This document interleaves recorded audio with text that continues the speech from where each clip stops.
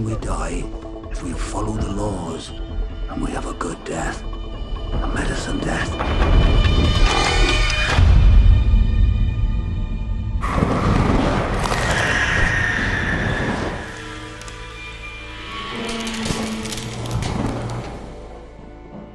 My name's Wyndham Price. I'm director of Crow. I'm also producer, and I co-wrote the screenplay. The film came from a stage play. It's called Stone the Crows. It was written by Tim Rees. It was very successful. I loved it. It was just a two-hander, two people telling parallel stories about their shared experience. One was a businessman. One was a feral youth living in the wood who was trying to stop him from building his dream mansion. This is where we're going to live.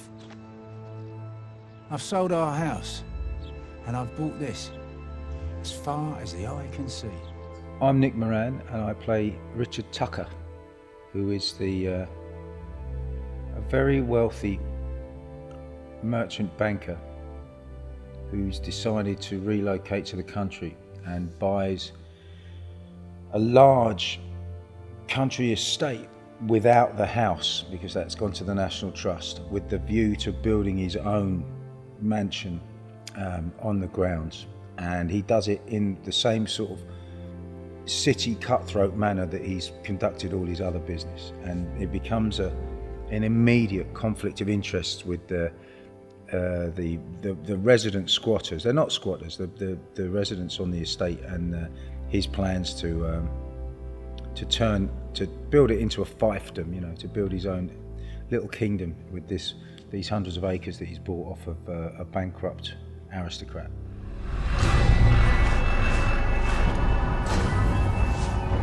You are the protector. Well, I must confess, I don't normally concern myself with the chaos of the world. I've only really got enough energy to deal with the chaos in my own mind, But the thing was about the script was it was this kind of... When I read the script, I kept thinking about the Knightsbridge Barracks, which is I think the most ugly building in London. And I remember as a boy, my mother telling me that there was a law that you couldn't build buildings that could be seen over the height of the parks. And I always thought that was rather wonderful. And I guess the Knightsbridge Barracks was the first one that did that. So obviously there was, I guess people changed their minds,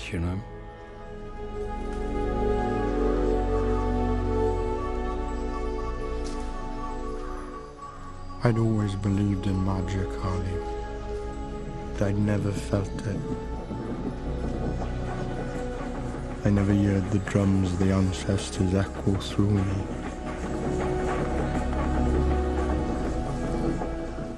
I'm Tom Rhys-Harries and I play Crow. Crow is a gypsy, a wanderer, a traveller, and the group of people that he travels with have picked up this Crow tribe, Red Indian mentality somewhere along the way. And what he's done, and I think that sort of gives them an umbrella to exist under, what he's done is taken it and run very far with this idea. And he gets a bit consumed by it. And I think he thinks the answer is within that belief. He's a radical, I think.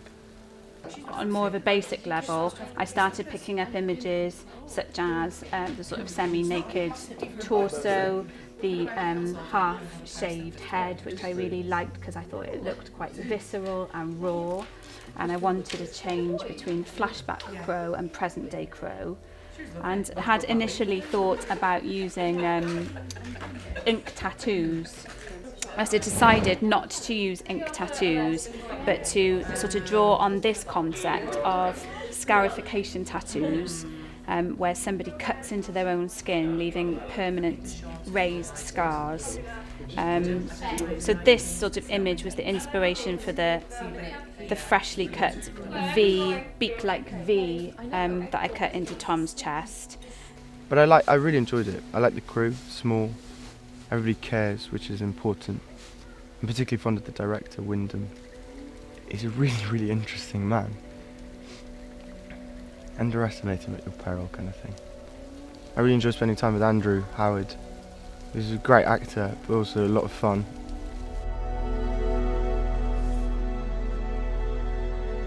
Here it is.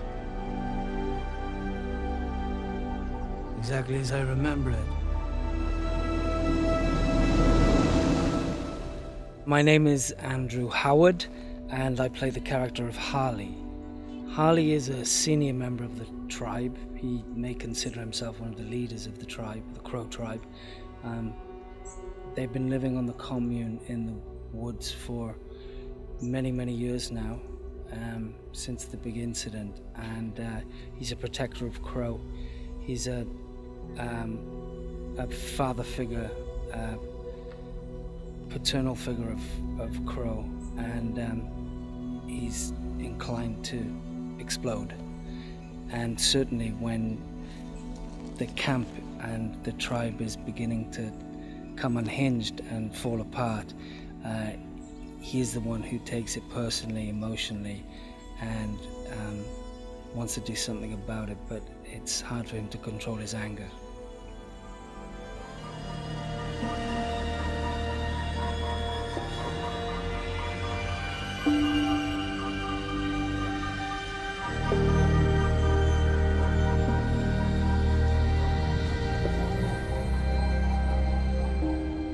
My name's Ellen Reese and I play Alicia Tucker, who's Richard Tucker's wife. You first see the two of them arrive at the woods, this sort of very new money, self-made sort of fortune, and they arrive and Alicia doesn't know anything obviously about the fact that he's bought this whole wood, and then obviously he kind of discloses to her that they're planning to build this massive dream house on the plot of land, and from there on everything kind of starts to unravel. Since reading the script, I've always thought that Alicia is a very, very interesting character, and it's kind of very lucky because she has such a wonderful sort of story arc. You know, you see her, first of all, they turn up and she's this very kind of urban, materialistic, affluent kind of person. And as soon as she arrives at the wood, she's very much kind of out of her depth. But the wood has this amazing kind of effect on her. It's an instant effect. She's really kind of mesmerized by it, and which leads to this amazing sort of spiritual awakening within her. So it was really interesting to get to play a kind of the arc of that, which is it's rare. It's nice. I mean, I grew up in the countryside, so I've always been around nature and animals and whatnot, and I just think it's really important. Spend a lot of time outdoors and go for nice long walks, and I just don't think that anything really matches the beauty of nature, really. I'm from the country myself. I'm from the top of the Swansea Valley, inside the Brecon Beacons National Park, and my childhood memories are just going out and communing with nature on a daily basis. You know, we used to go tickling trout when we were kids, and we were nature boys, really. But all my adult life has been in an urban environment, so it's been magnificent to revisit the clash between the urban and the rural, really, which is thematic within the film. And actually has induced a particular film language as well that I've discussed with Robin Wenry, the director of photography. We wanted to keep the camera moving all the time to give that sense of agitation, growth, continual change, really, which is the reality of the universe, I guess. I'm Robin Wenry and I'm the director of photography. I first got involved with Crow when Wyndham Price, the director, approached me with the script, and I was immediately struck by the tremendous narrative and visual possibilities and the timeliness of the subject matter, dealing with man's relationship with his environment and nature. And I also liked the fact that the script was not too black and white. There's not a clear-cut good guy and villain. There's kind of a bit of both in both of the main characters. I grew up in the South Devon countryside in southwest England, and my first experiences of filmmaking were shooting my own little short films and documentary footage around the fields where I grew up. So my first filming experiences were in nature, effectively. In a weird way, I kind of connect with nature through the lens, and always have. So it's nice to be able to apply that experience from my very first days of filming to a feature film of this scale, and see the progression. Seems a hell of a shame, though. What's a shame? Well, the wood. It's beautiful. I'm paying you to cut down trees, not to hug them. My name's Jason Hughes, and I play Colin Millward. I guess he's like the conscience of the piece, really, isn't he?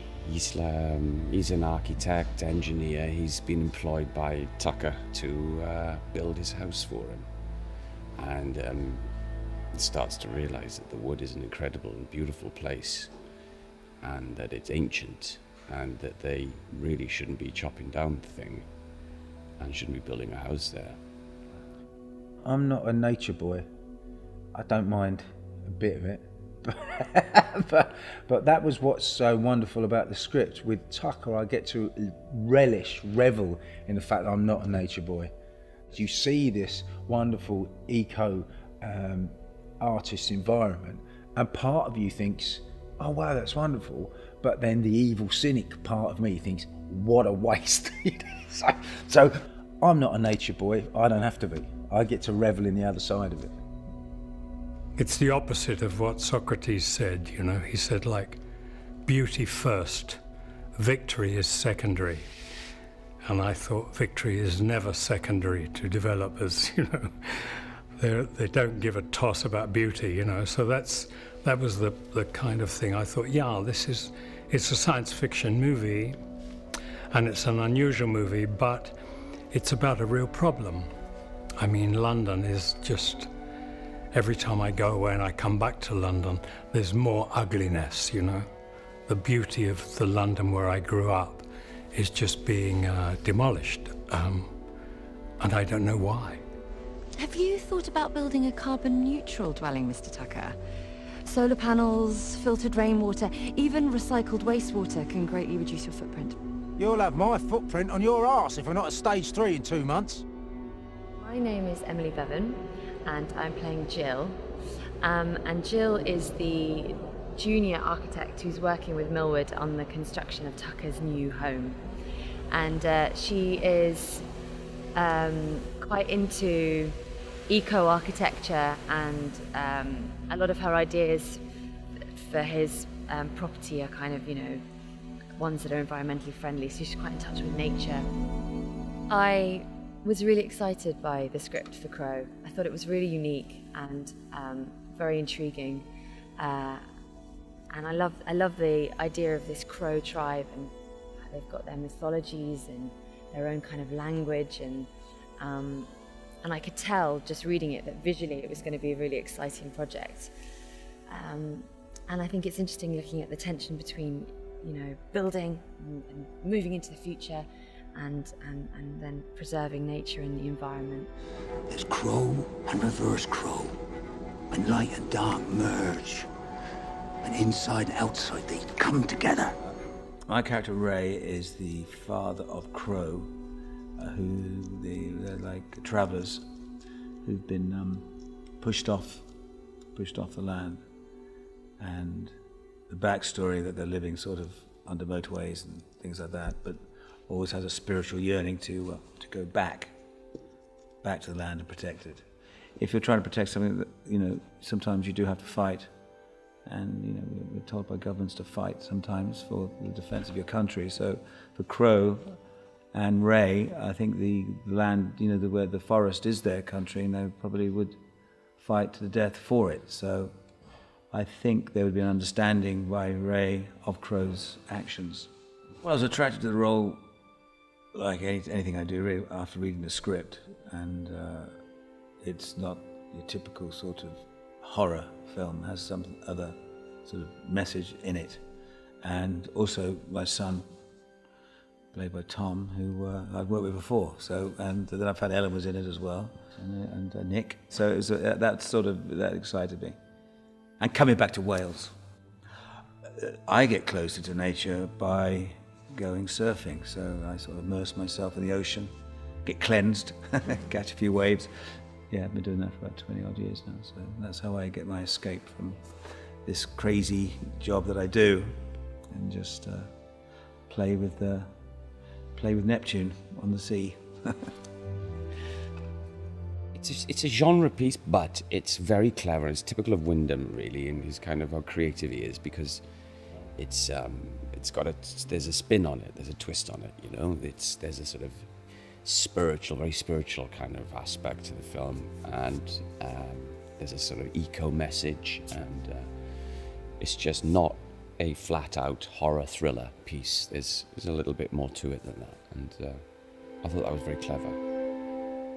And I think it's interesting also because everyone in it feels a real, you know, Tucker, Crow, everyone is kind of enchanted by this place, and they all do things that are maybe quite extreme because this place has a kind of power over them. And it was quite interesting to see how everyone sort of wants it to be theirs. Everyone wants to put their stamp on it. Everyone wants to own it. Even Jill, in her own small way, she wants it to be, you know, an eco home, and she's got it sort of, it gets her excited about the possibilities. But actually, at the end, nature is in control, and nobody gets what they want. There were some difficulties in pre-production because Andrew Howard was based in LA, Jason Hughes was actually in LA, Ellen Reese was in Mallorca and so on, and they all congregated back here to make this film. So yeah, it's been a fraught period in the run-up, but we're here and we've gathered some absolutely stunning footage, so I'm really, really pleased. I've really enjoyed my time on the set. Everybody's really lovely and it's relaxed, and we're working in beautiful locations, and it's, like you said, spending lots of time outside in a natural environment, not really touching or messing with it, just kind of enjoying the space for what it is. And yeah, it's been great. Cold at times, but it's really good. It's been brilliant. The crew have been diamond. We've had some pretty rough weather conditions, rain, and it's a beautiful day today, but at times it's been pretty messy. 3 o'clock in the morning in a middle of a field in Cowbridge, with my face in cowpat. It's not the most salubrious thing I've ever done, but it's been great. Wyndham's a brilliant director, and I have very high hopes for Crow. I think it's going to be beautiful. Golden wrap on Andrew, everybody!